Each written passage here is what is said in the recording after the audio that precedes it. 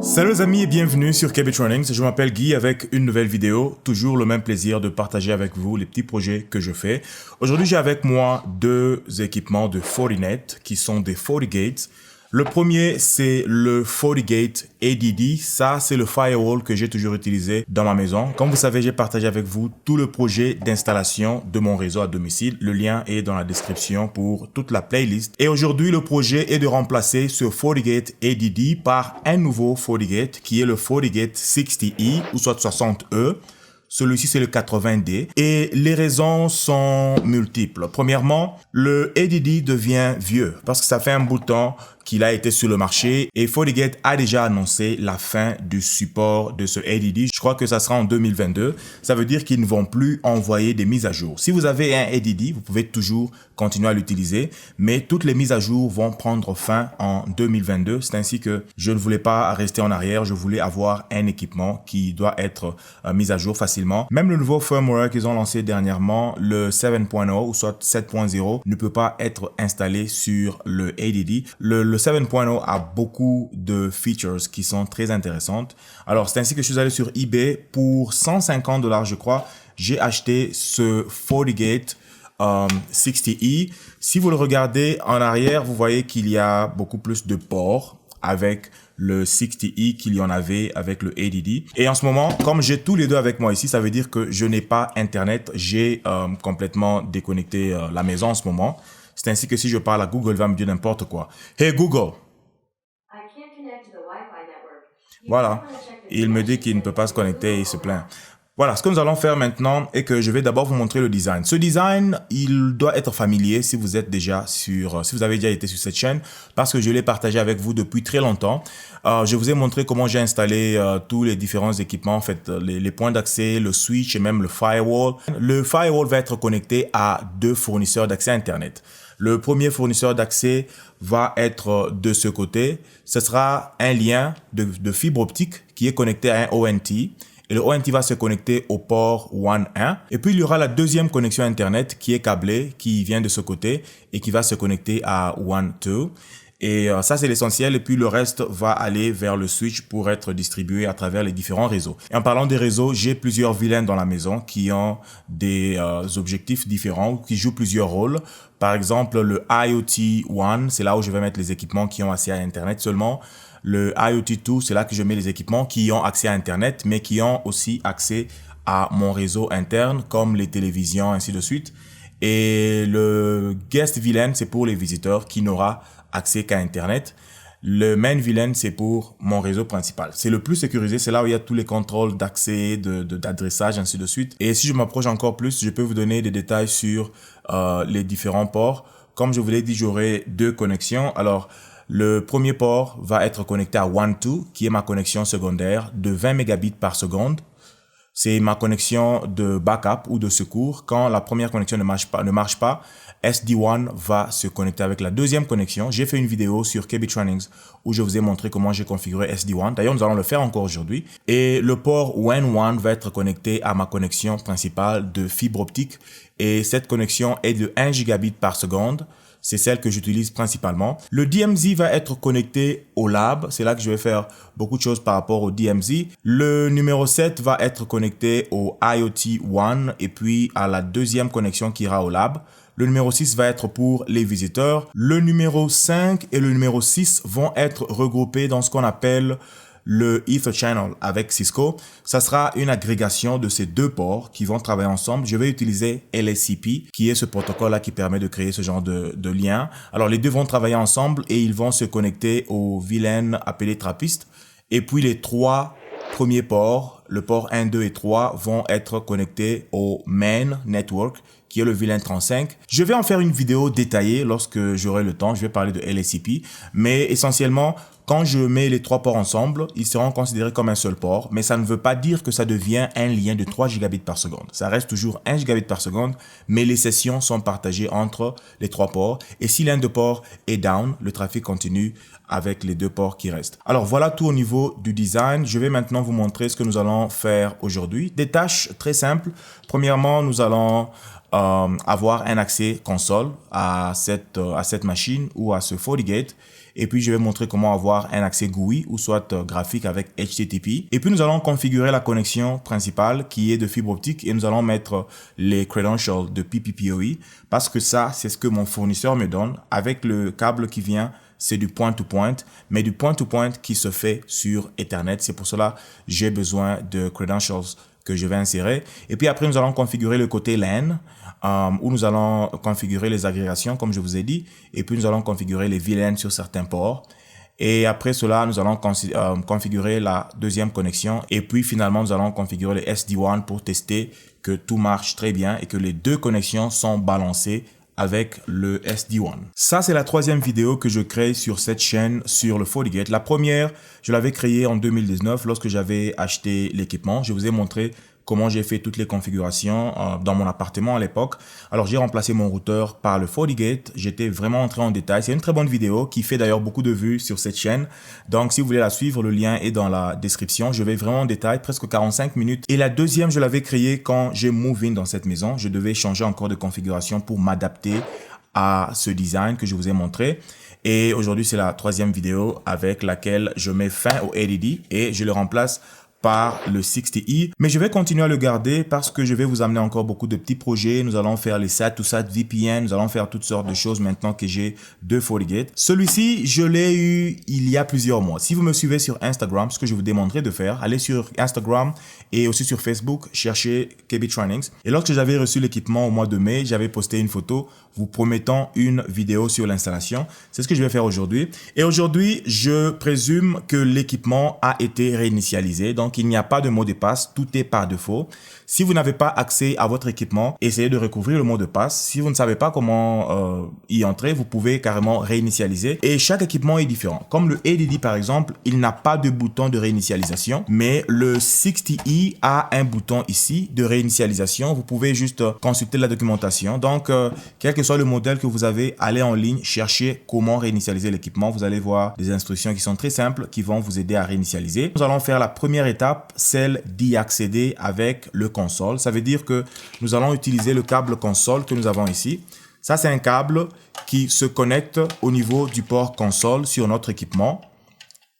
Et ça se connecte sur l'ordinateur que nous utilisons. Je vais connecter ceci sur l'ordinateur et nous allons essayer d'avoir accès à cet équipement.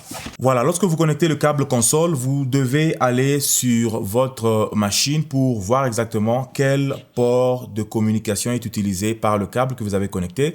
Souvent, je vais sur... Il y a plusieurs moyens d'accéder. Souvent, je vais sur This PC, je fais un clic droit et je clique sur Manage. Ou soit gérer ou gestion, et puis je prends Device Manager, ou soit gestionnaire d'équipement, et puis je descends sur port. C'est ici que je vois que ça utilise le port comme numéro 3. Alors je vais ouvrir un émulateur. Dans mon cas, j'utilise Secure CRT. Je vais créer une nouvelle session et je vais sélectionner Serial parce que c'est une connexion en série. Et je sélectionne déjà le COM3 que je viens de vérifier. Dans plusieurs cas, vous pouvez avoir plusieurs interfaces de communication. Donc, il peut y avoir 1, 2, 3, 4. Donc, choisissez le 3 parce que c'est ce qui se connecte à l'équipement que nous avons ici. Et puis, en termes de vitesse, je crois que c'est 96 000. Je n'ai jamais essayé avec une autre vitesse, mais je crois que c'est 96 000 qui est recommandé. Et puis, le reste peut rester pareil. Et lorsque je clique sur Connect, ça m'amène à une interface. Et là, ça ne veut pas dire que le FortiGate n'est pas allumé. C'est allumé, mais je dois juste appuyer sur Enter pour avoir quelques outputs. Donc là, ça demande le login. Et pour le login, par défaut, c'est admin sans mot de passe. Voilà. Lorsque je fais cela, je suis maintenant dans le FortiGate avec le câble console et ça me demande de configurer un nouveau mot de passe. Vous pouvez le faire à ce niveau ou soit vous pouvez le faire dans le GUI. Alors là, je préfère qu'on aille dans le GUI. Et pour faire le GUI, GUI ça veut dire Graphic User Interface. Donc nous allons utiliser l'interface web pour accéder à l'équipement. Et nous allons utiliser un câble Ethernet comme celui que j'ai avec moi ici. Ça, c'est un câble Ethernet, un câble UTP, juste régulier. Alors, je vais le connecter derrière le FortiGate sur n'importe lequel de ces ports du côté LAN. Et tous ces ports vont répondre à l'adresse IP qui est de 192.168.1.99. C'est comme ça que c'est configuré par défaut. Il y a aussi le DMZ qui répond à une adresse de 10. quelque chose, mais souvent j'utilise l'un de ces ports que nous avons ici. Je peux me connecter au port numéro 7. Voilà, je me connecte au port numéro 7. Et puis, je vais prendre l'autre bout, je vais le connecter à l'ordinateur. Voilà, le port 7 est connecté. Vous pouvez voir que c'est en train de clignoter ici. Alors, ce que nous allons faire, d'abord, comme je vous ai dit, je n'ai pas Internet. Donc, je peux venir ici pour le confirmer. Je vais lancer ping 8888 et ça va rester comme ça éternellement. Et, oh non, je n'ai pas mis le T. Nous allons mettre ça en continu. Comme ça, lorsqu'il y aura Internet, nous allons savoir. Alors, j'ai connecté l'équipement et je dois faire de sorte que mon ordinateur soit dans le même réseau que l'équipement. Donc, je vais me rassurer que l'ordinateur est configuré avec une adresse IP qui est dans le même réseau. Pour le faire, je vais sur mes configurations de réseau. Je choisis les Ethernet. Vous allez constater que j'ai 2 cartes réseau. Alors, je vais configurer. Les 2 cartes sont là. La première qui est connectée à mon réseau principal. Et puis la deuxième qui est juste extra, que j'utilise souvent pour des configurations comme ça. Donc, je vais entrer dans les propriétés. Je vais me rassurer que le IPv4 est configuré comme ceci. Je vous ai dit que l'adresse ici, c'est le 198.162.1.99. Alors, je vais mettre celui-ci dans le même subnet avec .1 à la fin. Avec ça, je vais être capable de pinguer cet équipement. Ouvrons une autre fenêtre de commande et puis nous allons pinguer 192.168.1.99. Voilà, les pings passent sans aucun problème. Et ce que nous allons faire pour y accéder, c'est aller dans notre navigateur web et nous allons à l'adresse 192.168.1.99 comme vous le voyez là. Et lorsque j'entre, ça doit me donner cet avertissement par rapport au certificat, ainsi de suite. Et lorsque je clique continuer, là, je suis maintenant devant l'interface d'authentification. Je vais login avec admin sans mot de passe, comme je vous ai dit. Et là, on me demande de configurer un nouveau mot de passe. Alors, l'ancien mot de passe, il n'y en a pas, donc je saute. Le nouveau mot de passe, ça va être... Et je répète la même chose. Voilà, et lorsque le nouveau mot de passe est en place, on me remet sur cette page d'authentification. Donc là, je mets admin avec le nouveau mot de passe que je viens de configurer. Voilà. Et puis, j'entre à l'intérieur du FortiGate. OK, on me demande d'abord de finir ces quelques configurations. Je peux toujours sauter, mais je peux continuer avec. Donc, j'appuie sur Begin pour spécifier le hostname et puis configurer le dashboard ou le portail. Alors, le hostname ou le nom de l'équipement, je vais appeler ça mainfg comme FortiGate. Et puis, ou ça, je peux carrément juste mettre FG comme FortiGate. Et je clique OK. Et on me demande quel type de dashboard je veux. Je veux un dashboard optimal ou soit un dashboard compréhensif avec tous les détails. Je prends les compréhensifs et je clique sur OK. Voilà, et souvent, quand vous arrivez à ce niveau, vous avez une vidéo qui apparaît avec les détails sur la nouvelle version du 7.0, ainsi de suite. Alors, je n'aime pas voir ça, donc je clique sur Don't show me this again. Je ne vais pas voir ça et je clique sur OK. J'ai déjà eu le temps de mettre à jour le firmware. C'était à 6. quelque chose. J'ai mis à jour pour aller vers le 7. Alors là, c'est l'interface par défaut qui vient avec l'équipement. Vous pouvez voir toutes les options de ce côté, ainsi de suite. Nous allons faire des petites vidéos au fil du temps où je vais entrer sur les détails de toutes ces options. Mais pour l'instant, nous allons configurer d'abord... OK, nous devons être en train de traquer nos tâches. Donc, Console Access is done. Donc, on a fait ça. GUI Access, it's done. Maintenant, nous devons faire le WAN 1, ou soit l'accès à l'Internet. Et puis... Comme je disais, je vais faire plusieurs petites vidéos. Si vous aimez ce genre de projet, d'abord, par rapport à cette vidéo, si vous êtes en train de suivre jusqu'à ce niveau, ça veut dire que vous aimez la vidéo. Aidez-moi à grandir la chaîne. C'est gratuit, mais c'est très important pour ma chaîne. Aidez-moi en appuyant sur like. Et si vous n'êtes pas encore abonné, veuillez vous abonner parce que je crée des vidéos sur des projets comme ça, des projets techniques que je suis en train de faire chez moi ou des choses que j'apprends. Donc, vous allez étudier ensemble avec moi en vous abonnant à la chaîne. Comme ça, vous allez être informé chaque fois que je poste. Alors, ce que nous allons faire maintenant, c'est configurer le WAN1, ou soit la connexion primaire qui va vers le fournisseur d'accès Internet.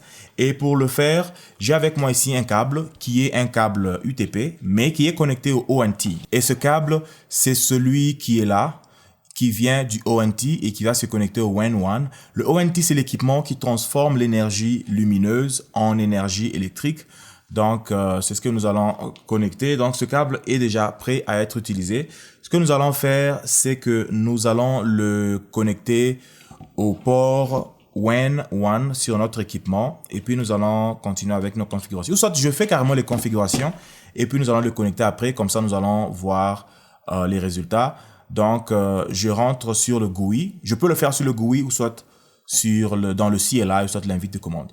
Donc, à partir d'ici, je vais sur réseau et lorsque je clique interface, vous allez voir qu'on a plusieurs configurations qui viennent avec l'équipement. Nous allons effacer certains d'entre eux ou soit nous allons laisser d'autres.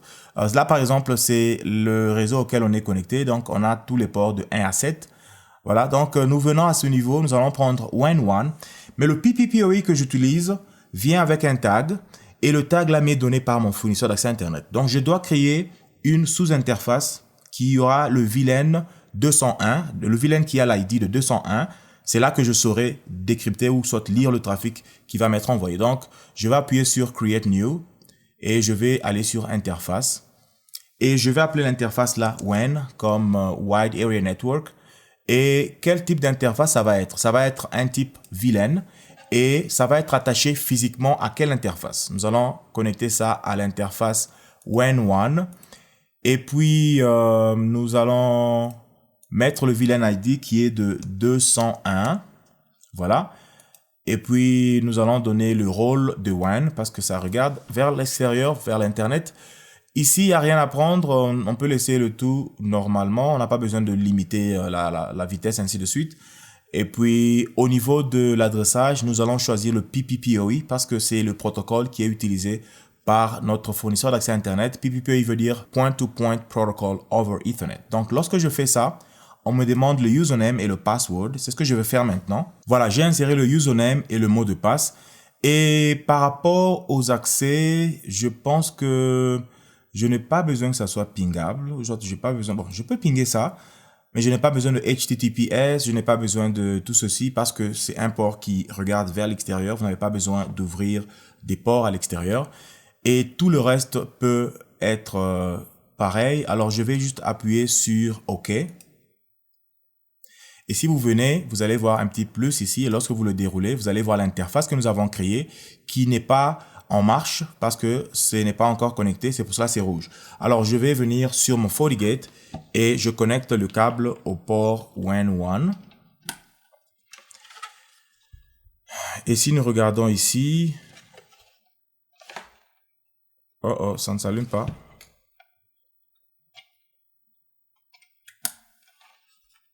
Oh, je pense que le câble n'est pas connecté de l'autre côté. Je vais le faire rapidement. Voilà, j'avais oublié de connecter le câble au ONT. Voilà, maintenant je prends et je le connecte sur WAN1. Voilà, le port WAN1 est en train de clignoter. Et si nous revenons dans notre accès GUI, vous allez constater que si je refresh, ou soit je réinitialise la page,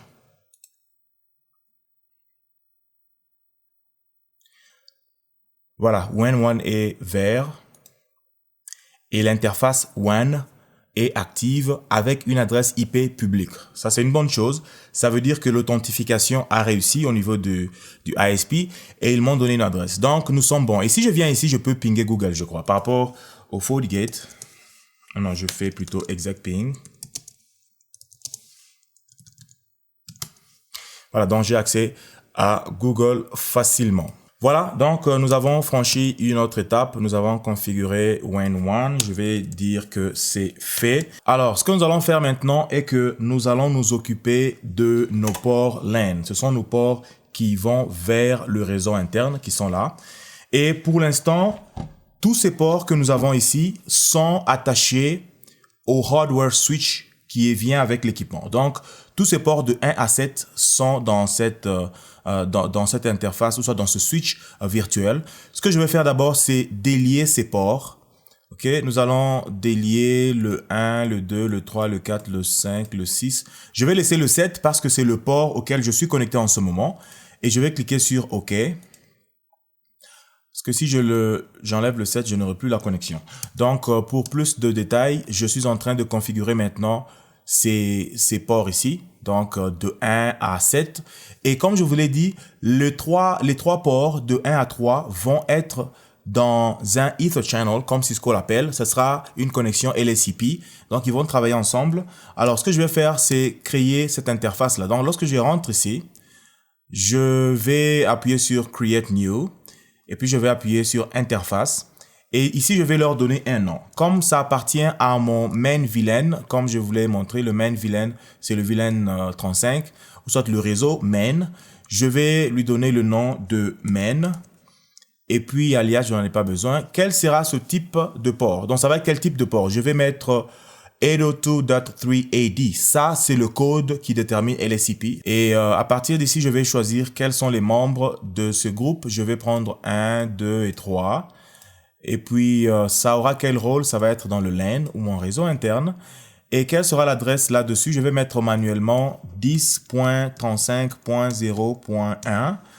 Ce sera le default gateway et le masque va être 255.255.255.0.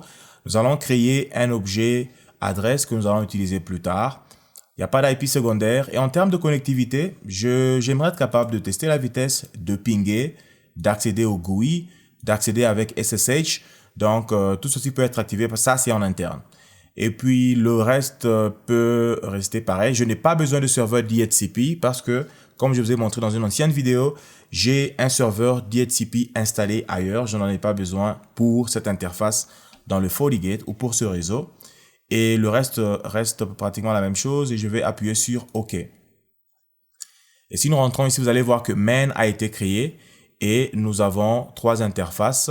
Et nous avons aussi une adresse IP qui est assignée à main. Pour l'instant, je ne vais pas tester l'accès Internet parce que nous avons encore quelques configurations à faire. Je préfère finir avec le 1-2 et puis finir avec le SD1 avant de commencer à tester. Là, je vais carrément mettre le FortiGate en place et puis nous allons revenir pour faire les tests. Alors, ce que nous allons faire prochainement, ça va être de créer les interfaces pour les autres ports. Donc, je vais créer une nouvelle interface que je vais appeler Trappist, qui est mon autre VLAN à l'intérieur de mon réseau. Donc, celui-ci va être Trappist et ça sera un 802.3AD et les membres vont être 4 et 5 et ça aura comme adresse 10.0.0.1 et puis ici nous aurons 255.255.255.0 et puis le reste va rester pareil. Ici par contre, j'ai besoin d'une adresse, en fait d'un serveur DHCP et je veux que le serveur donne les IP à partir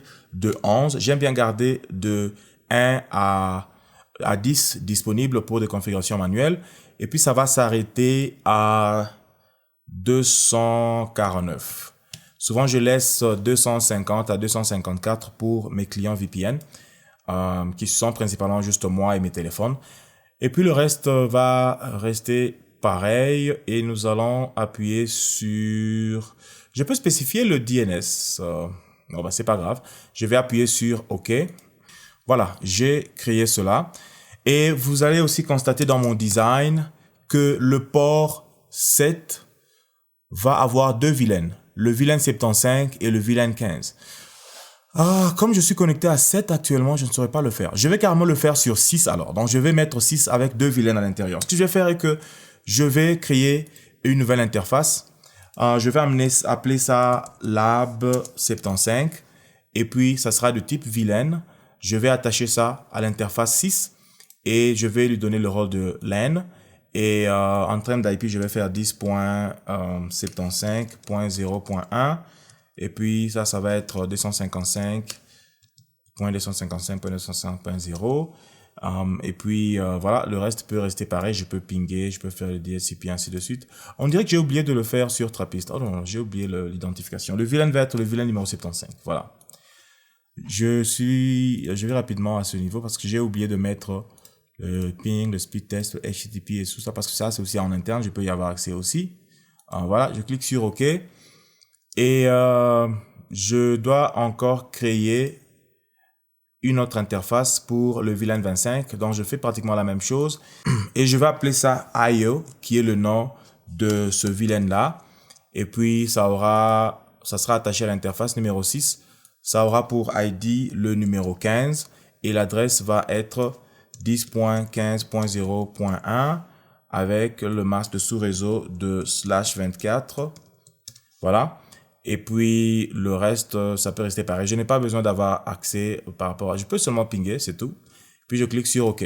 Alors maintenant, je vais aller remettre ce firewall au niveau du rack. Je vais l'installer, je vais connecter tous les câbles. Et puis, connecter aussi la connexion numéro 2 de WAN 2. Et nous allons revenir ici pour faire les détails et puis configurer un SD-WAN. Et aussi, sachez que nous allons utiliser LSCP.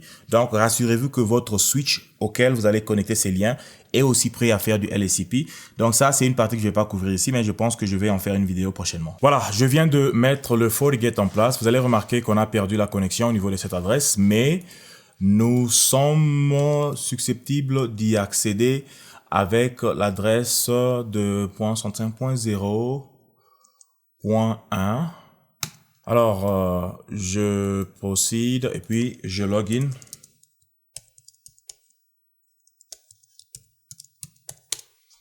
Voilà, et nous n'avons pas accès à Internet parce que je n'ai pas encore créé de firewall policy qui vont nous permettre de nous connecter à Internet. Donc, je vais le faire carrément lorsque j'aurai configuré le SD-WAN. Mais pour l'instant, prenons soin du lien WAN2. Lorsque je vais sur Network et je regarde les interfaces, j'utilise 1, 2, 4 et 5. Voilà. Et j'ai aussi connecté WAN 2. Ça, c'est une connexion juste simple. Mon fournisseur me donne directement au-delà du modem.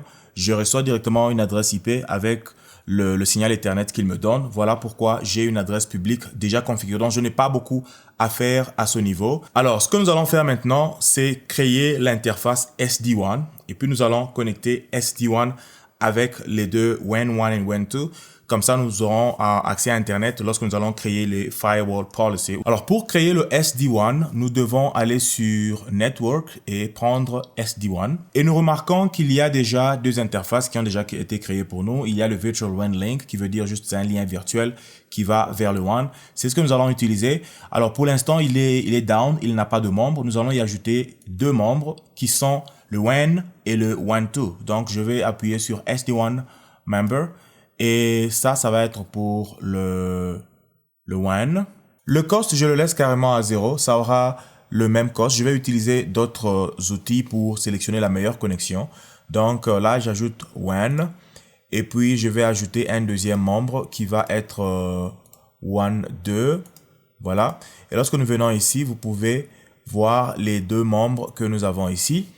Alors, je vais ensuite créer une façon de mesurer la performance de nos ports que nous avons. Donc, je vais créer ce qu'on appelle le Performance SLA. Il y en a déjà qui sont créés par défaut. Moi, j'aime créer mon propre que je vais appeler Google.